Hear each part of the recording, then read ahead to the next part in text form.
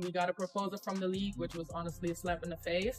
And I think we really have to put an emphasis on the players that are in our league right now. But I love to see the league growing. I think, adding these teams in Philly and Detroit, like that's how amazing is that the league can grow. But how cool would it also be to have like a little bit expansion on the rosters? Like, let's focus on the teams that have everything set up right now, and maybe focus on the teams also that find excuses continuously to lack investment into their players. WNBA players reject first CBA offer.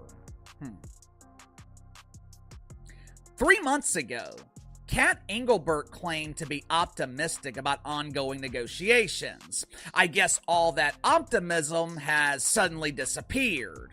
Now, to be fair, this is not unusual. It's not unusual to see players reject the first offer they receive. But like I've told you guys before, this is going to be a tough negotiation for Kat. Is the WNBA on the verge of blowing itself up? Players have just rejected a new collective bargaining agreement. Caitlin Clark continues to carry the league's momentum almost single-handedly, and expansion plans are starting to unravel, with instability growing on multiple fronts. Serious questions are now being raised about whether the 2026 season could be at risk. Let's break down what's driving this potential crisis and identify who's truly responsible. At Engelbert, I'm sure she thought that everyone was going to be thrilled with the expansion of the WNBA. I'm sure she thought the cities of Cleveland, Philadelphia, Detroit would be throwing parades welcoming unknown dump divers to their city. I'm sure she thought WNBA players would be doing something that they have never done before, not complaining.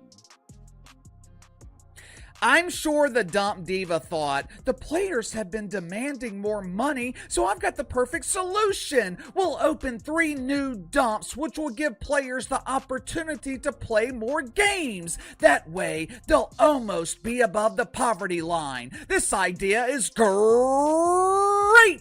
Kathy Engelbert likely believed WNBA expansion would be celebrated, that cities like Cleveland, Philadelphia, and Detroit would roll out the red carpet, that players would stop complaining, and that more teams would magically solve the league's financial tension by adding games and modest pay bumps. Instead, the strategy backfired. The league rolled out expansion plans alongside its initial CBA proposal, and players felt dismissed rather than supported.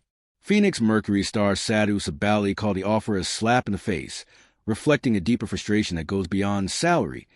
Players want real investment in existing teams, better facilities, deeper rosters, and sustainable infrastructure before rapid growth.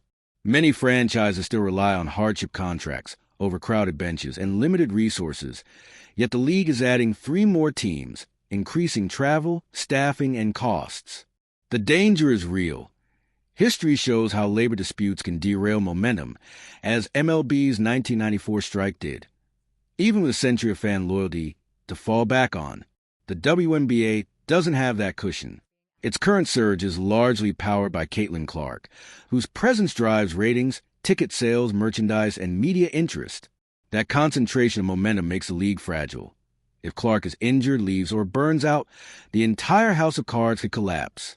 Players are justified in seeking a fair share of growing revenue, especially as attendance and media deals rise. But the financial reality remains harsh. The WNBA has never been profitable, generating roughly $60 million last year. Demands for million-dollar salaries across the board simply don't align with the league's current economics. Expansion, longer seasons, and higher pay all require a foundation that isn't fully built yet. Add the rise of overseas leagues and player-back alternatives like Unrivaled, offering better pay, conditions, and control, and the threat of a fractured future becomes real. If neither side compromises, the unthinkable could happen. A canceled 2026 season that wipes out the progress made during the league's most important growth moment. This isn't drama. It's a high-stakes standoff that could define the WNBA's future.